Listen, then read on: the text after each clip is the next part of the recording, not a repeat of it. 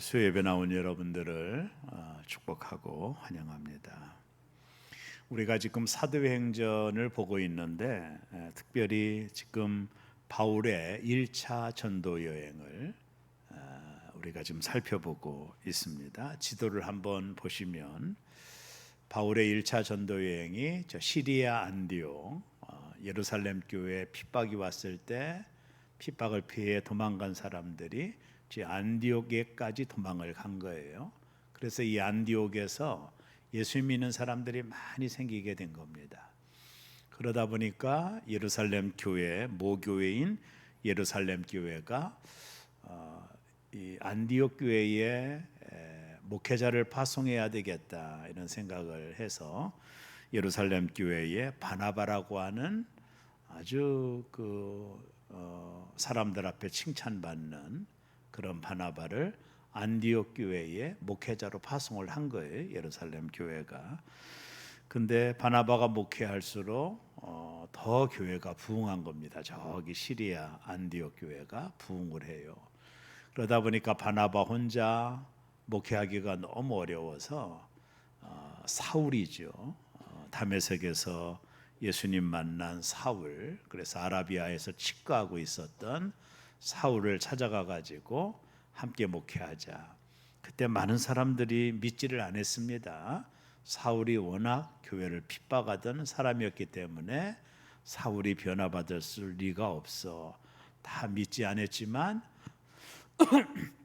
바나바는 영적으로 탁월했던 것 같아요. 이 사울이 변화받은 것을 알게 됩니다. 그리고 사울을 데리고 안디옥에 와서 바나바와 사울, 옛날 이름의 바울이죠. 그래서 이 둘이 목회하면서 이 안디옥 교회가 더 큰 부흥의 역사가 일어납니다. 그런데 어느 날 성령께서 이 안디옥 교회에게 큰 감동을 줘요. 모든 성도뿐만 아니라 목회자인 바나바와 사울에게도 감동이 많은데 무슨 감동이냐면 두 사람을 택하여 선교사로 파송하라 하는 성령의 감동이 있게 됩니다. 안디옥 교회에. 그래서 바나바와 사울 그리고 안디옥에 있는 성도들이 성령의 감동에 다 아멘하고 받아들입니다. 여러분, 목회자를 선교사로 파송하면 이 교회는 어떻게 되겠어요? 그런 어려움 점도 있겠지만 그러나 사울과 바나바는 순종을 합니다. 교인들도 모두 다 순종을 해서 바나바와 사울을 해외 세계 선교 열방으로 파송을 해요. 최초의 안디옥 교회가 선교사를 파송을 한 겁니다. 선교사는 바나바와 바울이었습니다. 그래서 이 둘이 이제 안디옥에서 파송을 받아가지고 1차 선교 전도 여행을 떠납니다. 그것이 AD 47년에서 49년 2년 정도 바울과 바나바가 선교 여행을 떠나요. 물론 그때 마가라고 하는 예루살렘의 유력한 기공자였던 마가도 바나바의 사촌이었거든요. 이 마가도 데리고 선교 여행을 떠납니다. 그것이 AD 47년에서 49년 2년 동안 1차 전도 여행을 떠나게 됩니다. 2240km를 선교를 했어요. 자, 그들이 처음으로 간 곳이 이제 이들이 실루기아라고 하는 곳에서 이 안디옥에서 배를 타고 이 구보로라고 하는 섬으로 가요. 여기 보면 표시가 나와 있죠. 이 구보로라고 하는 섬에 이들이 갔던 이유는 이 구보로라고 하는 섬이 바나바의 고향입니다. 고향을 찾고 싶고 고향에 가서 이 복음을 전하고 싶은 바나바의 열정이 있었을 거예요. 그래서 배를 타고 이 구보로라고 하는 섬으로 가가지고 복음을 전하다가 또 배를 타고 아탈리아, 여기 이탈리아라고 하기도 하고 아탈리아라는 곳으로 가고 거기에서 어디로 가죠? 버가라고 하는 곳으로 가고 버가에서 비시디아 안디옥에 가서 복음을 전하고 이고니온으로 갔다가 루스트라와 더베까지 와서 다시 돌아가지고 이탈리아에서 배를 타고 안디옥에 돌아오는 1차 전도 여행을 지금 바울과 바나바가 하고 있다. 근데 이 버가라는 쪽에서 이 요한이 도망을 갑니다. 선교가 너무 어려웠나 봐요. 그래서 둘이 선교 여행을 마무리하고 있는데, 오늘 우리가 다뤄야 될 오늘 말씀은 어디냐면 이고니온과 루스드라에서 있었던 일들을 다루고 있다, 이렇게 보면 됩니다. 우리가 지난 시간에 이 루스드라 지도는 계속 보여주시고요, 이 루스드라, 이고니온에서 조금 밑에 지방으로 오면 루스드라라고 하는 곳에서 나면서 안진병이 된 자를 바울이 고치잖아요. 일어나라. 그래가지고 이 루스드라에서 사람들이 너무 놀랐어요. 안진병자가 일어났으니까. 다 알고 있는 사람인데 일어나서 걸어다니니까 너무 놀라가지고 루스드라에 있는 사람들이 바울과 바나바가 신인 줄 착각을 했어요. 신이 아니면 어떻게 안진병이를 일으킬 수 있겠어요. 그래서 우리가 지난 시간에 나눴듯이 바울과 바나바에게 제사를 드리려고 했어요. 이들이 신인 줄 알고. 우리가 그 얘기 지난 시간에 나눴죠.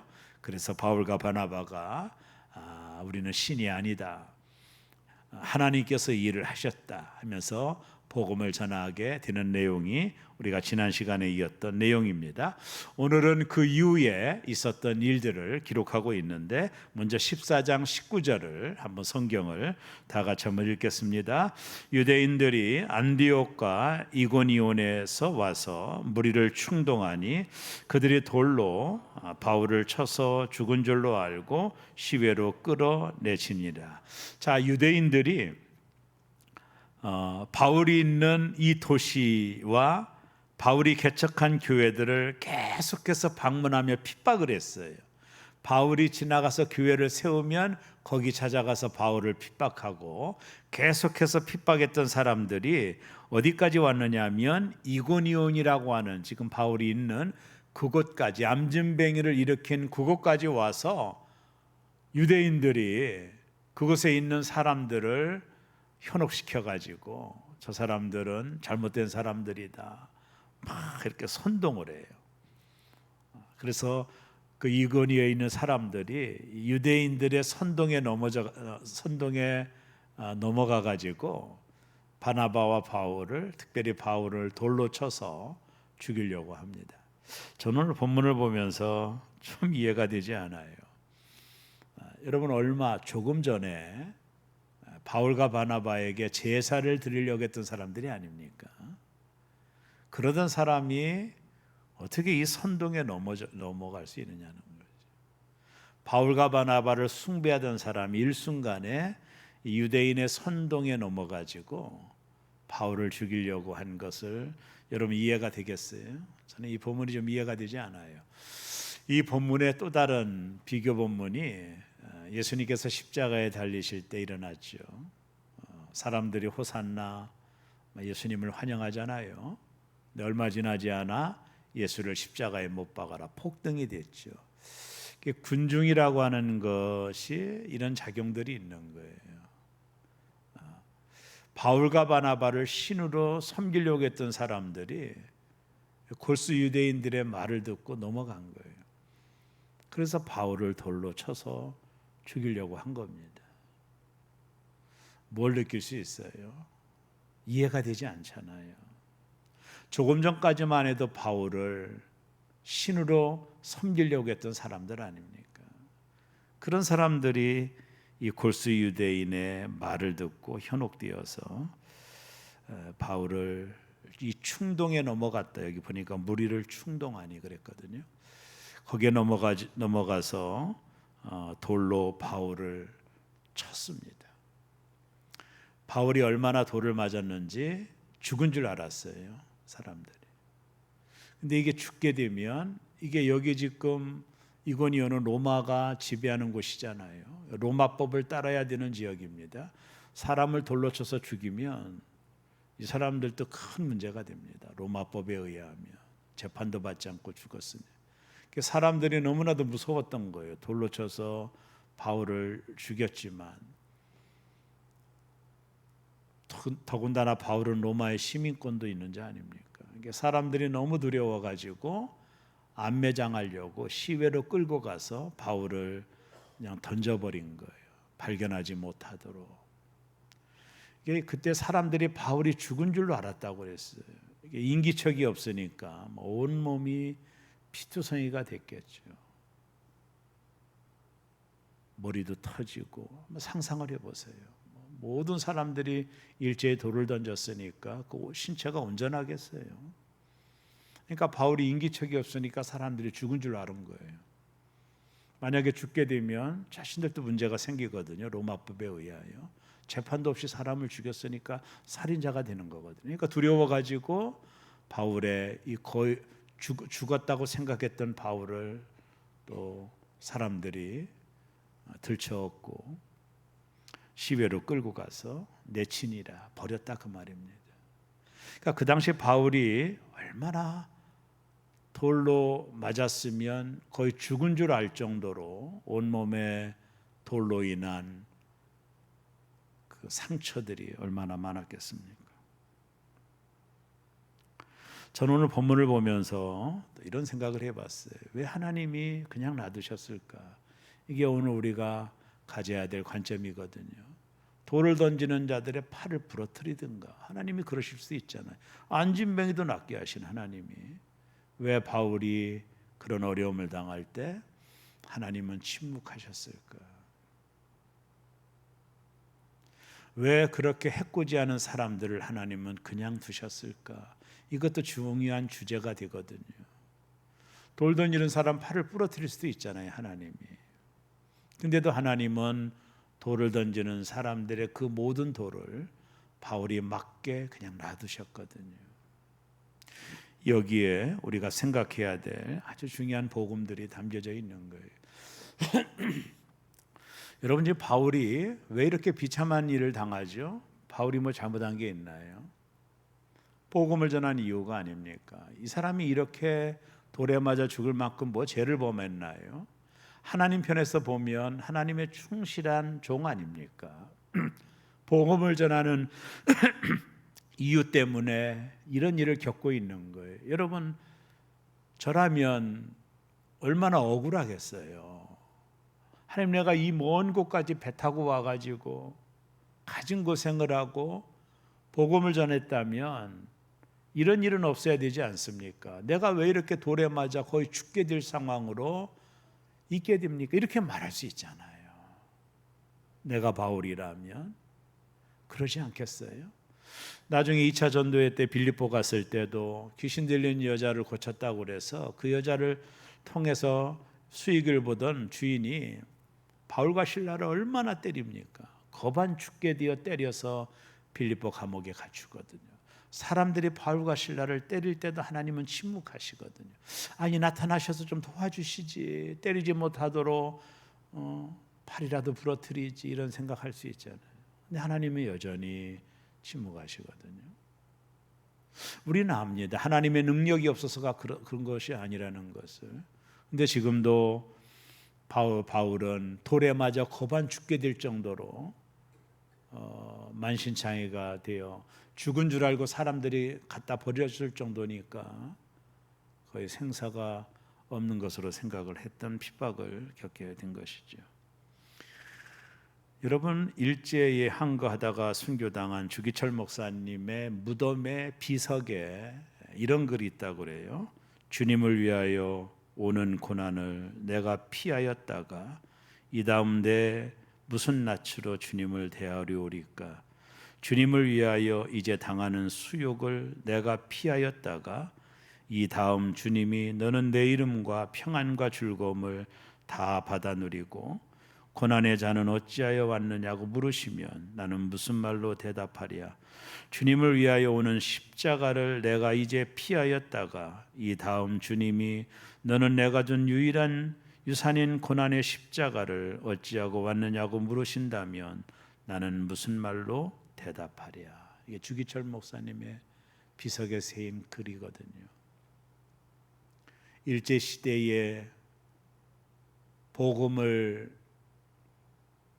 전하다가 핍박을 당하고 예수 믿는 이유 때문에 잡혀서 모진 고문을 치르고 대못을 걸어가며 그 길을 걸어갔던 주기철 목사님, 한 번만 예수 안 믿는다고 하면 너의 앞날을 보장해 주겠다고 말했던 일제 순경들의 해위에도 넘어지지 않고 이 고난을 길을 걸어가다 끝내 순교했던 주기철 목사님의 비석에, 무덤의 비석에 새겨진 글입니다. 우리가 주님을 위하여 고난 당할 때는 주님은 침묵하십니다.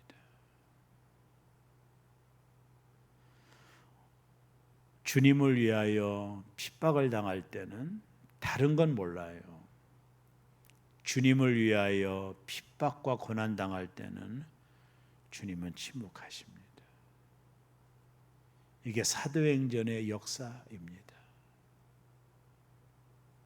능력이시는 하나님이 내가 고난 당할 때, 주님을 위하여 핍박을 당할 때는 주님은 간섭하지 않으십니다. 당신은요, 하나밖에 없는 아들이 십자가에서 못을 받고 고난의 절정에 있을 때도 하나님은 외면하셨습니다. 여러분, 한국 교회사나 교회 역사와 순교사의 책들을 읽어보면 어떤 사람은 화형을 당하기도 하고 어떤 사람은 사자의 밥이 되기도 하고, 그럼에도 불구하고 이 고난의 극한 현장 속에서 하나님은 한 번도 개입하지 않으십니다. 그게 신기한 일입니다. 왜 그럴까요? 고난을 당하라는 겁니다. 예수님의 마지막 팔복에 보면 의를 위하여 핍박을 받는 자는 복이 있나니, 여러분, 어떻게 핍박이 복인가요? 너희가 세상에서 잠시 환난과 고난을 당하나, 잠시 당하는 고난과 환난을 당하나, 주님 그렇게 말씀하셨거든요. 우리가 당하는 고난과 환난과 어려움은 잠시라는 거예요. 하늘에 상급이 있으리라. 이 성경의 메시지거든요. 여러분, 우리가 천국에 가면 몇 층이 있다, 몇 층이 있다, 저는 잘 모르겠어요. 지금 새벽마다 요한계시록을 보고 있지만 많은 사람들이 그렇게 말합니다. 천국에서 가장 귀한 하나님의 축복 가운데 있는 사람은 주를 위하여 죽은 순교자일 것이다. 그 순교자의 피가, 그 순교의 피를 흘린 자들이 하나님 나라의 가장 영광스러운 자리에 있을 것이라고는 다 동의합니다. 주를 위하여 죽은 자들입니다. 주를 위하여 순교한 자들입니다. 바울이 뭐라고 말합니까? 내 몸에는 예수의 흔적이 있노라. 돌에 맞고, 금방 말한 거예요. 채찍에 맞고, 침뱉음을 당하고, 매를 당하고, 내 몸에는 예수의 흔적이 있노라. 스티그마, 내가 예수님 때문에 당한 고난의 흔적이 내 몸에 곳곳에 있느니라. 맞죠? 지금 돌에 맞았으니 얼마나 상처가 죽을 때까지 사라졌겠어요? 바울이 그 얘기하는 거예요. 나는 돌도 맞았다, 태장도 맞았다, 내 몸에 예수의 흔적이 있다. 나는 오히려 그 흔적을 자랑하노라. 나는 예수님 때문에 당한 그 흔적, 스티그마타, 그것을 자랑한다. 너희는 할례 자랑하지? 할례 자랑하야 유대인이라 핍박도 안 받고, 나는 그런 사람이 아니야. 나는 실제로 예수님 때문에 당한 고난의 흔적, 돌의 상처, 채찍의 상처, 찢기고 상한 이 온몸에 새겨진 이 고난의 흔적을 나는 자랑한다. 너희처럼 할례를 자랑하지 않고 나는 예수님 때문에 당한 고난의 이 흔적, 이 스티그마타를 나는 자랑한다. 예수님, 바울이 그러지 않던가요? 여러분, 주님은 우리가 고난 당할 때 너희가 고난을 당하면 오히려 기뻐하라. 너희의 상급이 큼이라. 그래서 예수님은 우리에게 이 상급을 주고자 우리가 당하는 모든 고난에는 침묵하신다라는, 이건 엄청난 하나님의 축복의 은혜라는 거예요. 그래서 예수님은 당하도록, 그 상급을 얻도록 주님은 끝까지 내가 고난과 환난을 당할 때 침묵하신다라는 거예요. 이게 고난의 신비라는 겁니다. 우리는 고난을 피하고 싶고 어려움을 안 당하고 싶은 삶을 가지고 살아가지만 성경은 뭐라고 말하는, 너희가 고난을 당할 때 오히려 기뻐해라. 너희의 상급이 크민이라. 그래서 우리가 고난과 환난을 당할 때는 하나님께서는 침묵하시는 거예요. 왜요? 더 고난을 당하도록 그 상급이 크기 때문에. 이 땅의 상급이야 잠시 있다 썩어질 거지만 내가 가야 될 영원한 나라에 받아야 될 상급은 영원한 것이니 그 상급을 너희에게 주시려고, 나에게 주시려고 내가 고난의 현장에 있을지라도 하나님은 침묵하신다. 침묵하시는 하나님, 이게 고난의 신비라는 겁니다. 오늘 바울에게 돌을 던지는 사람의 팔을 부러뜨릴 수 있겠죠. 아니, 그 정도가 아니라 하늘에서 번개를 쳐서 모든 사람을 죽일 수도 있었겠죠. 그러고 나실 그런 충분한 힘이 있는 하나님이 아닙니까? 안진뱅이도 일으키지 않았습니까? 그 정도 못하겠습니까? 돌들로 아브라함의 자손을 만들 수 있다라는 능력 있는 하나님이 왜 침묵하시나요? 바울의 고난이 새겨지도록. 그것이 축복이기에 고난과 환난을 당할 때 주님은 변함없이 지금도 여전히 침묵하신다는, 이게 고난의 신비라는 겁니다. 바나바가 돌에 맞아 거의 아사 직전에 생겨서 죽은 줄 알고 시외로 끌고 가서 바울을 버린 거예요. 그러고 나서 20절이 이어지는데요, 우리 다 같이 한번 읽습니다. 제자들이 둘러섰을 때에 바울이 일어나 그 성에 들어갔다가 이튿날 바나바와 함께 더베로 가서, 지도를 한번 보여주세요. 시내 쪽으로 바울을 갖다 버렸잖아요. 죽은 줄 알고. 바울이 이제 죽은 줄 알고 버렸다라는 얘기를 듣고 제자들이 불이 났게 찾아갔지 않겠습니까? 찾아갔더니 바울이 거의 아사 직전이에요. 그때 바울이 일어납니다. 여러분 상상을 해보세요. 바울이 일어나 그 성에 들어갔다가 이튿날 바나바와 함께 어디로 가죠? 더베로 갑니다. 이고니온 루스드라에서 더베로 갑니다. 이 더베가 1차 전도 여행의 마지막이에요. 더 이상 바울의 몸이 많이 어려웠던 것 같아요. 더 이상 가지 않고 이 더베를 끝으로 더베에서 이제 다시 루스드라로, 안디옥으로, 버가로, 이탈리아에서 배를 타고 실리기아에서 안디옥으로 가는 1차 전도 여행의 마무리가 있는 거죠. 엄청난 고통이 있었을 겁니다. 거의 아사 직전이었던 바울의 몸을 생각해 보세요. 그리고 그는 바나바와 함께 더베로 발길을 향합니다. 그리고 사도행전 14장 21절을 이어서 다 같이 읽습니다. 복음을 그 성에서 전하여 많은 사람을 제자로 삼고 루스드라와 이고니온과 안디옥으로 돌아와. 이런 몸으로 또 복음을 또 전해요. 그때 많은 사람이 또 믿어요. 지도를 보세요. 그러고 나서 어떻게 했죠? 지도를 한번 보여주십시오. 루스드라와 그다음에 이고니온, 그죠? 그리고 안디옥, 버가, 이탈리아, 시리아 안디옥으로 돌아오는 1차 전도 여행을 이제 마무리하게 되는 겁니다.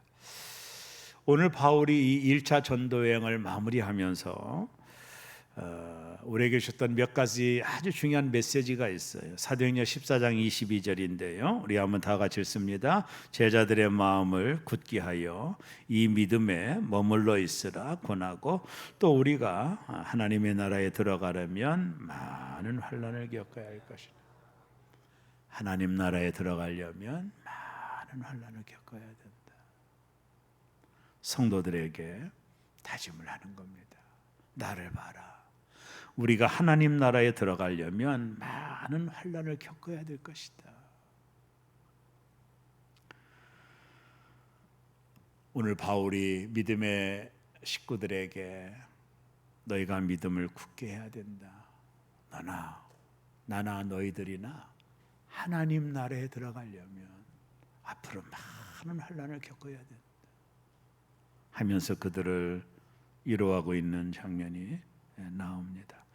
그리고 사도행전 14장 23절을 다 같이 읽습니다. 각 교회에서 장로들을 택하여 금식 기도하며 그들이 믿는 주께 그들을 위탁하고, 이어서 24, 25절입니다. 비시디아 가운데로 지나서 밤빌리아에 이르러 말씀을 보가에서 전하고 이탈리아로 내려가서, 이제 항구로 내려간 거예요. 26절을 이어서 읽습니다. 거기서 배 타고 안디옥에 이르니 이것은 두 사도가 이룬 그 일을 위하여 전에 하나님의 은혜에 부탁한 것이다. 이제 안디옥 교회로 돌아온 겁니다. 바울의 몸은 만신창이가 되었을 것입니다. 거의 돌에 맞아 아사 직전에 있었던 바울의 몸이 그럼에도 그 몸을 가지고 돌아오는 길에도 복음을 전하고 많은 사람들을 구원하는 그 일은 멈추지 않는 것입니다. 그리고 마지막 사도행전 14장 27, 28절 읽습니다. 그들이 이르러 교회를 모아 하나님과 함께 행하신 모든 일과 이방인들에게 믿음의 문을 여신 것을 보고하고 제자들과 함께 오래 있으리라. 안디옥 교회에 돌아와서 지금까지 하나님이 하신 일들을 사람들에게 다 이야기를 했습니다. 그래서 사도행전이 나온 겁니다. 바울이 행한 일들을 사람들이 들었거든요. 이고니오의 손에는 안진뱅이가 일어났대. 돌을 맞고 더배로 피했다가 바울이 가는 곳마다 복음을 전했대. 하나님의 역사가 함께 우리와 함께 했던 것을 사람들에게 다 이야기를 하게 되죠. 그래서 사도행전의 역사가 나타나게 되는 것입니다.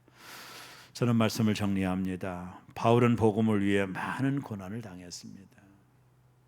복음 때문에 고난당하며 손해본 적이 저와 여러분에게 있으십니까? 하나님 나라에 들어가려면 많은 환난을 겪어야 한다고 말했습니다. 환난을 겪을 것도 각오하고 있으십니까? 환난이 있을 걸 알고 그 환난을 겪어야 된다라고 각오하고 있느냐고 물어보는 것입니다. 어떻게 보면 우리가 걸어가는 이 길은 좁은 길이요, 고난의 길일 겁니다. 십자가의 길이죠. 그래서 좁은 길이라고 하지 않던가요? 이 길은 많은 환난이 있을 것입니다. 하나님 나라에 들어가려면 많은 고난도 당해야 될 것입니다. 그러나 우리가 당할 때, 고난을 당하고 환난을 당할 때 하나님은 침묵하신다라는 거예요. 왜요? 그 환난과 고난과 어려움과 역경과 수고와 핍박이 우리가 주님 앞에 서는 날 받아야 될 상급으로 나타나기 때문입니다. 사랑하는 교우 여러분, 좁은 길을 걸어가는 새롬의 교우 여러분, 우리가 걸어가는 이 길은 꽃길이 아닙니다. 어떤 때는 예수님 때문에 욕을 먹기도 하고, 어떤 때는 고난을 겪기도 하고, 어떤 때는 눈물을 흘릴 때도 있겠지만, 너희가 세상에서 환난을 당하나 담대하라고 하신 말씀처럼 이 십자가의 길을 끝까지 걸어가셔야 됩니다. 저는 이 고난에 대한 문제를 가지고 이야기할 때마다 항상 생각하는 게 있어요. 도마입니다. 도마. 여러분, 도마는 예수님 부활하셨을 때 그곳에 없었던 제자예요. 도마가 말합니다. 내가 예수님 봐야 믿어. 아니, 우리가 봤다니까. 아니, 봐야 믿는다니까. 어느 날 호련히 도마에게 예수님 찾아오시죠. 못자국을 봐라. 옆구리에 창자국을 봐라. 그때 도마가 예수님 발 앞에 무릎을 꿇죠. 나의 주여, 나의 하나님이십니다. 여러분, 도마는 부활하신 예수님을 본 거예요. 아니, 도마가 정말로 봤던 것은 그의 못자국과 예수님의 옆구리의 창자국이었을 거예요. 도마는 예수님의 못자국과 창자국을 보고 나의 주, 나의 하나님이라고 고백을 한 거예요. 그 핏자국, 창자국과 못자국을 보고 도마는 예수님을 알아봤어요. 예수님은 부활체로 변화됐기 때문에 엠마오로 가는 사람들도 처음에는 몰랐잖아요. 근데 예수님의 못자국과 창자국을 보고 예수님은 주님을 알아본 거예요. 사랑하는 여러분, 우리가 주님 앞에 섰을 때 여러분이 누군가라는 것을 뭐로 증명할 수 있겠어요? 하나님, 저 모르세요? 내가 누군가를 뭘로 증명할 수 있겠어요? 내 몸에 난 스티그마타입니다. 주님 때문에 생기는 상처들이 내가 누군가를 전해주는 정체성이 되는 거예요. 그래서 고난의 흔적은 중요한 겁니다. 제가 언제가 한 번도 얘기했는데, 첫 번째 목회지에서 비가 오는 날인가 트럭 하나가 못 올라오고 쩔쩔매고 있어 헛바퀴 돌고, 그 마을의 유력한 남자였습니다.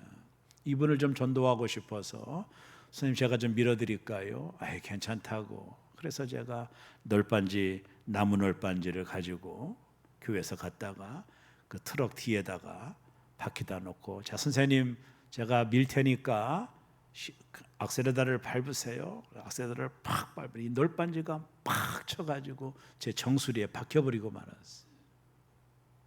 피를 철철 흘렸습니다. 지금도 이게 상처가 있거든요. 그리고 이분이 얼마나 미안하겠어요. 나중에는 교회를 나왔어요. 미안하니까. 얼마나 미안했겠어요. 지금도 그 상처가 제게 있거든요.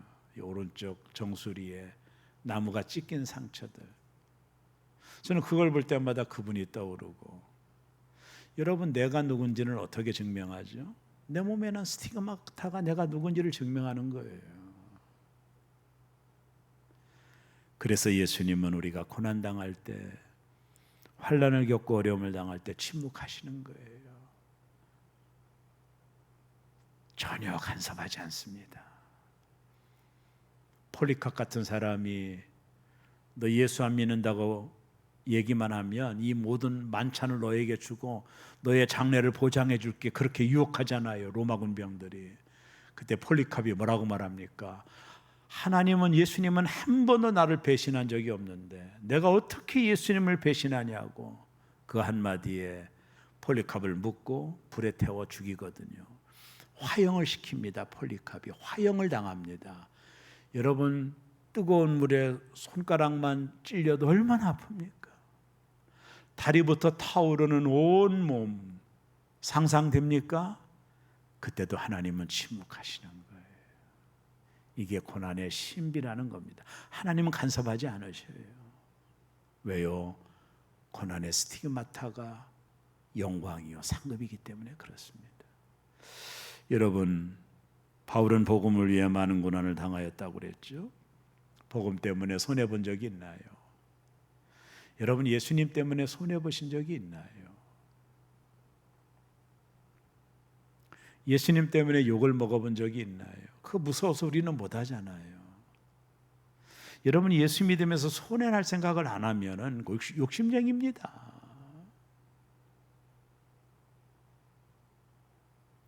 십자가의 길을 걷는 게 아닙니다. 욕도 먹고 손해도 봐야 됩니다. 그게 우리 몸의 스티그마타입니다. 우리가 주님 앞에 섰을 날 주기철 목사님처럼 내가 편안하게 왔다면 내가 천국 가서 주님을 무슨 낯으로 배울고, 주님 때문에 고난당하고 주님 때문에 환난당하고 주님 때문에 어려움을 당하는 흔적, 내 몸의 스티그마타, 그것이 내가 누군지를 증명하는 겁니다. 말로만이 아니라 말이죠. 환난과 고난과 역경을 당할 때 여러분, 절망하거나 낭망하지 마세요. 주님 앞에 섰을 때 그것이 귀한 상급이요 하나님의 은혜일 거예요. 예수님 때문에 욕먹기를 바랍니다. 아멘 없잖아요. 우리는 목사님 그렇게 말씀하지 마세요. 편한 길 갈게요. 편하게 예수 믿을게요. 좋습니다. 편하면 좋죠. 예수님 때문에 욕도 먹고 예수님 때문에 좀 손해도 좀 보고 예수님 때문에 고난도 당하고, 그것이 저와 여러분의 상급이 되기를 바라고, 주님 앞에 선 날 부끄러움이 없는 저와 여러분 되어주시기를 주의 이름으로 축원합니다. 이렇게 하려면 성령 받아야 돼요. 힘으로 능으로 안 됩니다. 성령 받아야 주님의 길을 걸어갈 수 있습니다. 아멘이십니까? 기도하겠습니다.